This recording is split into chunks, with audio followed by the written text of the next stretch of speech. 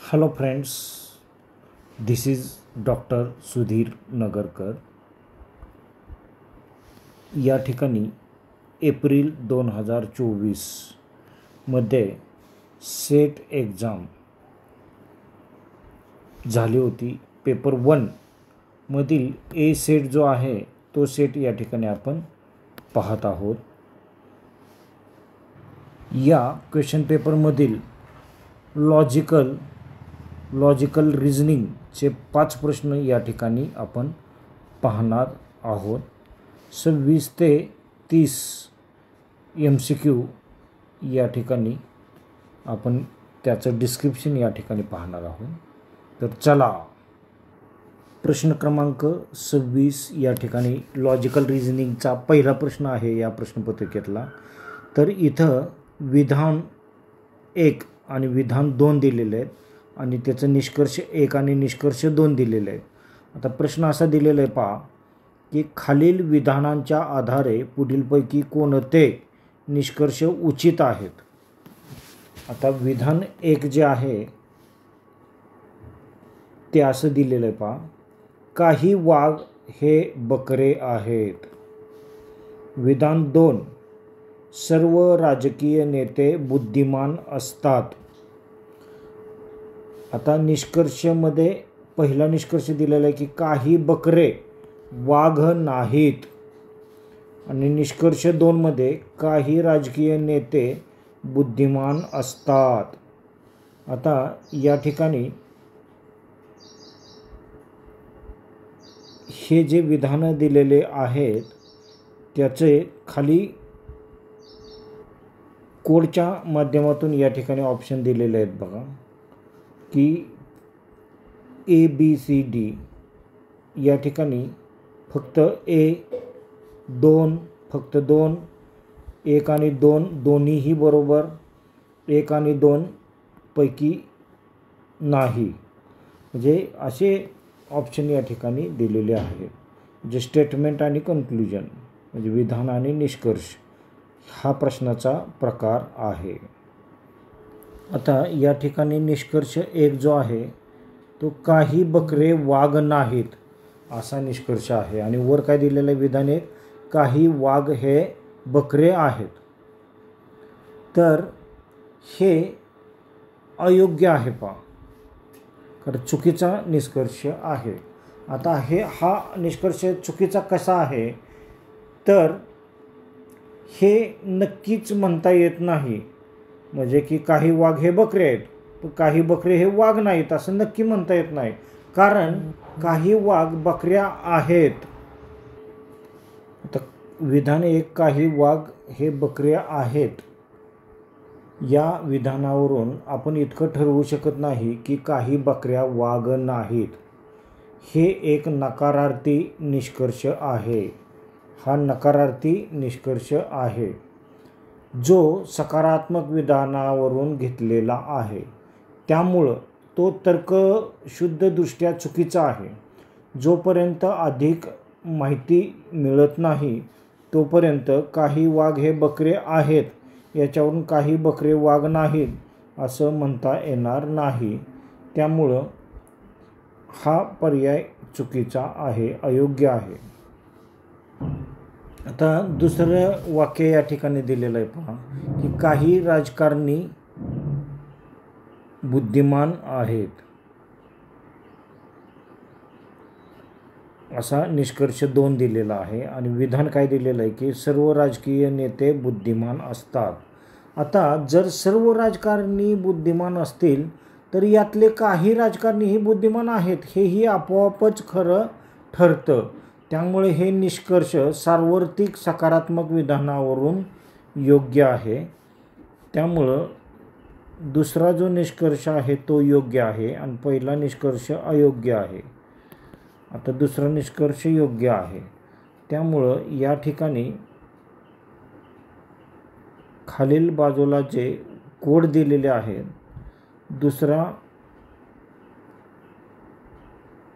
पहिला निष्कर्ष अयोग्य, दुसरा निष्कर्ष योग्य, त्यामुळं फक्त 1 हे उत्तर नाही. 1 आणि 2 आता ही एक चुकीचं आहे, त्यामुळे हे पण उत्तर नाही आहे. 1 आणि 2 यापैकी नाही, ही एक चुकीचं आहे, त्यामुळे हे पण नाही आहे. आता फक्त दुसरा जो निष्कर्ष आहे तो बरोबर आहे, कारण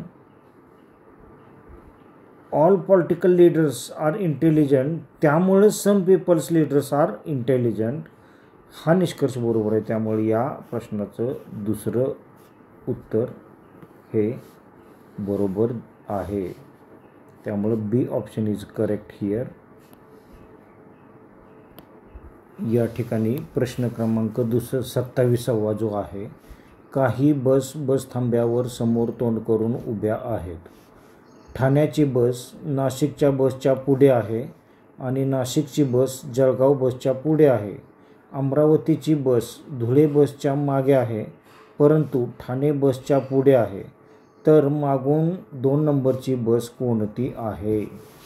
आता या ठिकाणी ऑप्शन दिलेले आहेत, ठाणे, जळगाव, नाशिक आणि अमरावती. अतिशय सोपा प्रश्न या ठिकाणी दिलेला आहे. आता पहिलं वाक्य जे आहे ते आपण पाहूया, की काही बस थांब्यावर समोर तोंड करून उभ्या आहेत. ठीक आहे, त्यामुळे ठाण्याची बस ही नाशिक बसच्या पुढे आहे. आता या ठिकाणी ही कोणती आहे? ठाणे.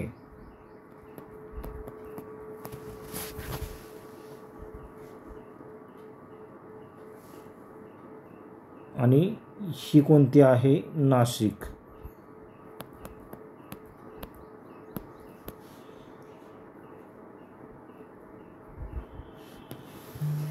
तर दुसरं वाक्य काय आहे? नाशिकची बस जळगावच्या बसच्या पुढे आहे. आता नाशिकची बस जी आहे ती जळगावच्या बसच्या पुढे आहे, म्हणजे नाशिक ही बस जी आहे ती जळगाव बसच्या पुढे आहे. आता इथं जळगाव आहे, जळगावची बस या ठिकाणी थांबलेली आहे. आता हे विधान या ठिकाणी दिलेलं आहे आणि खाली काय दिलं की अमरावतीची बस धुळे बसच्या मागं आहे. आता इथं धुळेची बस आहे आणि त्याच्या खाली त्या धुळेच्या बसच्या मागं अमरावतीची बस आहे. अमरावतीची बस आहे.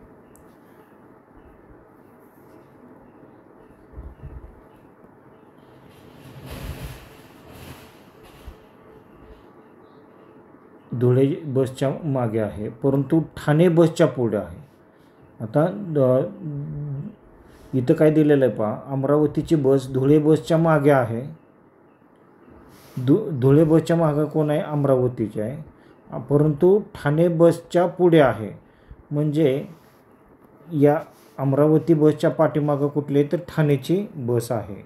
त्यामुळं पहिल्यांदा जळगावची बस या ठिकाणी आहे, त्यानंतर नाशिकची आहे, नंतर ठाण्याची आहे, ठाण्याच्या पुढं अमरावतीच्या आहे आणि अमरावतीच्या पुढं धुळ्याची बस आहे.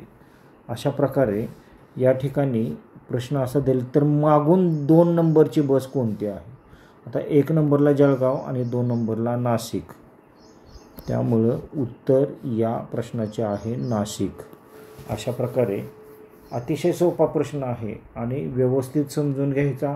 प्रत्येक वाक्याप्रमाणे आपण डायग्राम त्या ठिकाणी काढायची आणि अशा प्रश्नाचं उत्तर आपण ॲक्युरेट 100% देऊ शकतो.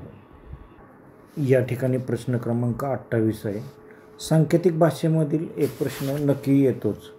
एका सांकेतिक भाषेत जर JKLM चे रूपांतर OSVX असे आहे, तर त्याच भाषेत DEFG चे रूपांतर काय आहे? म्हणजे इथं ILNQ, JLNP, KMOR आणि IMPR असे ऑप्शन या ठिकाणी दिलेले आहेत. हे पहा, असा प्रश्न आल्यानंतर सुरुवातीला आपण ABCDEFGHIJKLMNOPQRSTUVWXYZ असं 1 2 3 4 5 6 7 8 9 10 11 12 आणि 13 ते 26 या ठिकाणी आपण असे आकडे टाकून घ्यायचं आहे पहा. आता इथं JKLMचे रूपांतर OSVX असे आहे असं प्रश्नामध्ये दिलेलं आहे.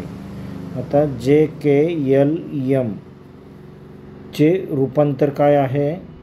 आता JKLMचा सांकेतिक क्रमांक किती आहे?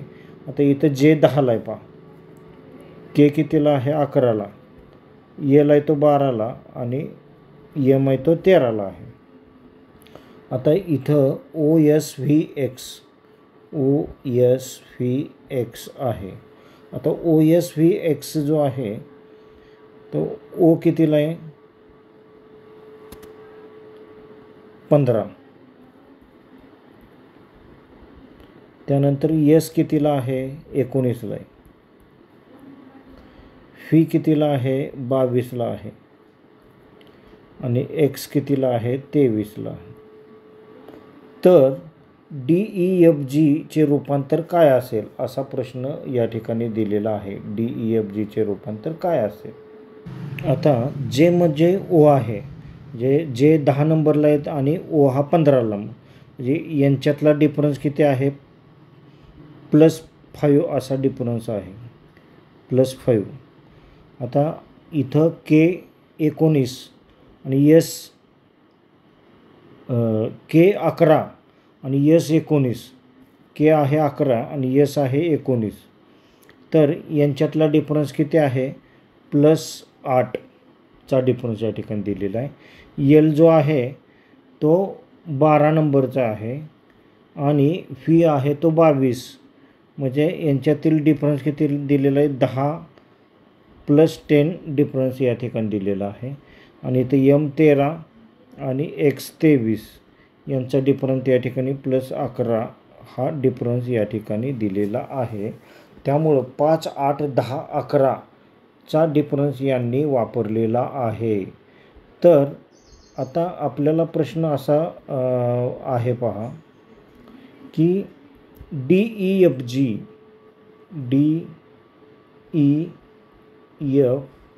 आणि G, तर ह्यांच्यामध्ये D नंतर 5चा फरक करून कोणतं अक्षर आहे? D नंतर 1, 2, 3, 4, 5 या ठिकाणी I. त्यानंतर K आणि S मध्ये +8चा फरक आहे. त्यामुळं E नंतर 8 नंबरचं अक्षर कोणतं आहे? 1, 2, 3, 4, 5, 6, 7 आणि 8, जे इथं M येणार आहे. आता इथं F नंतर 10चा फरक असणारं अक्षर कोणतं आहे? 1 मिनट. F 1, 2, 3, 4, 5, 6, 7, 8, 9 आणि 10. तर Fला P ची जोडी आहे. आणि M नंतर 13चा फरक असणारं, 11चा फरक असणारं, हे जे 11चा फरक असणारं अक्षर कोणतं आहे? तर 1, 2, 3, 4, 5, 6, 7, 8, 9, 10 आणि 11 X. तर इथं IMPR या ठिकाणी येत आहे. तरी एक लक्षात घ्या की M 13 आणि X 23 मध्ये 11चा फरक आहे. त्यामुळं हे जे G आहे, G आणि G + 11 असं आपल्याला करावं लागणार आहे. तर G + 11 कुठलं आहे? आता हे G आहे, तर 1, 2, 3, 4, 5, 6, 7, 8, 9, 10 आणि 11. तर R या ठिकाणी, R हे उत्तर या ठिकाणी आलेलं आहे, IMPR. आणि D हा ऑप्शन जो आहे तो IMPR हे ऑप्शन आहे पहा.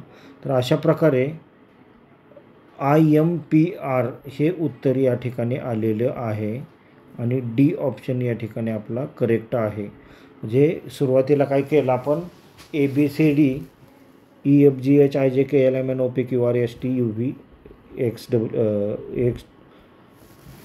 XWXYZ असे 1 ते 26 अंक ABCD मांडून घेतली, त्याचे अंक मांडले. त्यानंतर हा जो संकेतांक दिलेला आहे JKLM, तर ह्याचे नंबर्स मांडून घेतले आणि OSVXचे नंबर मांडून घेतले आणि ह्या दोन्हीचा जेमध्ये आणि ओमध्ये असणारा डिफरन्स, केमध्ये आणि यसमध्ये असणारा डिफरन्स, एलमध्ये आणि व्हीमध्ये असणारा डिफरन्स, एममध्ये आणि एक्समध्ये असणारा डिफरन्स जो आहे, तर त्या डिफरन्सचा विचार करून डीच्या पुढं तो डिफरन्स, एफच्या पुढं असं हे अक्षर काढलं तर IMPR असं याचं उत्तर आलेलं आहे. तर डी हा ऑप्शन या ठिकाणी बरोबर आहे. पहा प्रश्न क्रमांक 29. एका सांकेतिक भाषेत DACचा संकेतांक 635 असा होतो, तर FEGचा संकेतांक काय असेल? तिथं 8 7 9 6 7 8 5 8 7 आणि 8 9 7 असे ऑप्शन या ठिकाणी दिलेले आहेत. हा प्रश्न सुद्धा अतिशय सोपा आहे. पहा की DAC म्हणजे काय दिलं, तर DAC म्हणजे काय दिलं त्यांनी 6 3 आणि 5 असं दिलेलं आहे. आता एक लक्षात घ्या की ABCD मधील ए हा 1 नंबरचा आकडा आहे, अक्षर आहे. C हे 3 नंबरचं अक्षर आहे आणि D हे 4 नंबरचं अक्षर या ठिकाणी आहे. आता या ठिकाणी D हे 4 नंबरचं अक्षर आहे, पण दिलं आहे किती, 6 दिलेलं आहे. म्हणजे 4 आणि 2 6, म्हणजे 2चा फरक या ठिकाणी दिलेला आहे. नंतर A हे 1 नंबरचं अक्षर आहे, पण 3 दिलेलं आहे, म्हणजे या ठिकाणी 2चा फरक दिलेला आहे. आणि C हे 3 नंबरचं अक्षर आहे, पण इथं 5 दिलेलं आहे, म्हणजे 3 आणि 2 5, यामध्ये 2चा फरक या ठिकाणी दिलेला आहे. त्यामुळं प्रत्येक अक्षराच्या मध्ये 2चा फरक या ठिकाणी दिलेला आहे. आता इथं काय दिलेलं आहे की तर FEGचा संकेतांक काय असेल?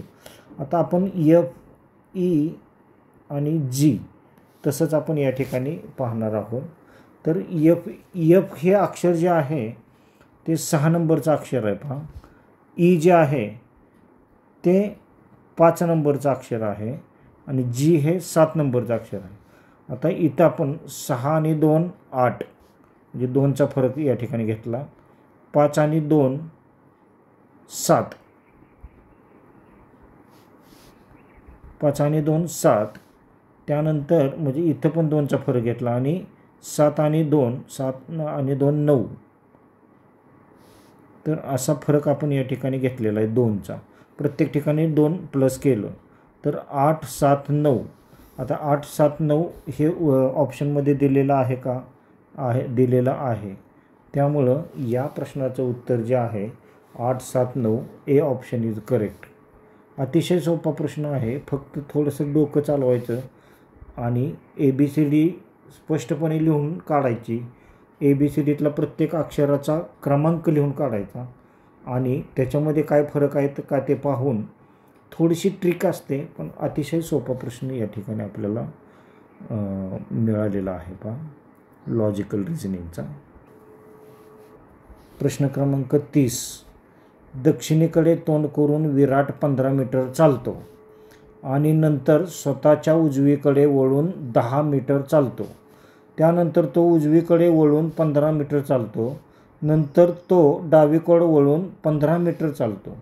तर तो कोणत्या दिशेला तोंड करून आणि मूळ ठिकाणापासून किती अंतरावर उभा आहे? खूप छान प्रश्न आहे. पहा ABCD ऑप्शन या ठिकाणी दिलेले आहेत. पूर्व 15 मीटर, पश्चिम 25 मीटर, उत्तर 15 मीटर आणि दक्षिण 40 मीटर. हे पहिल्यांदा प्रश्न व्यवस्थित समजून घ्यायचा, त्याची उत्तरं समजून घ्यायची आणि त्यानंतरच आपण स्वतः त्यावर लॉजिक बनवायचं आहे. आता सुरुवातीला पहिलं वाक्य आपण पाहूया. दक्षिणेकडे तोंड करून विराट 15 मीटर चालतो.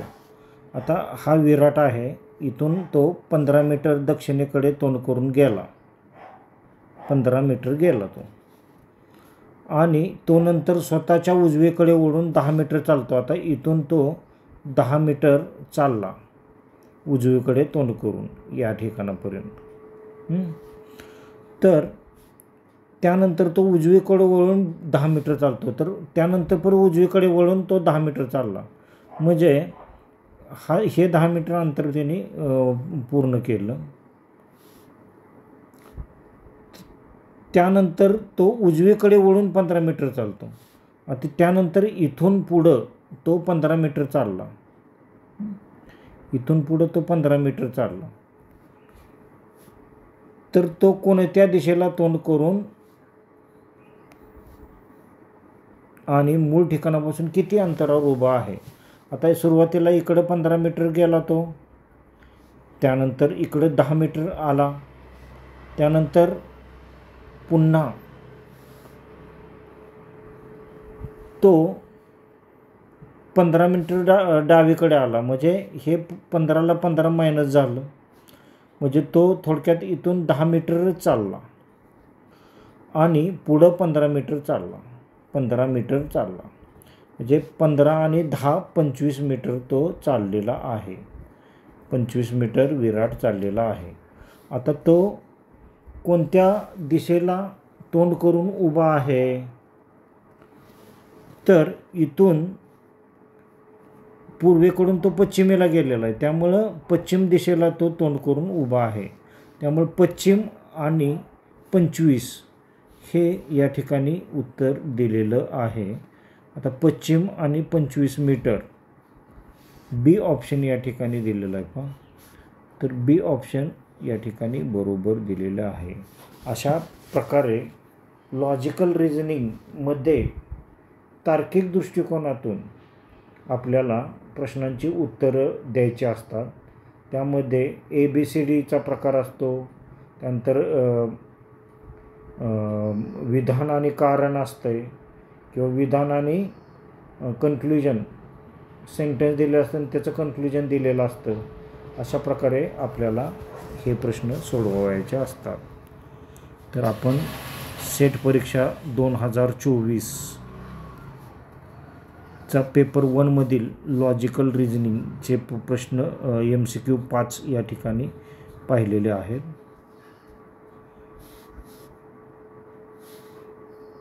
थँक्स.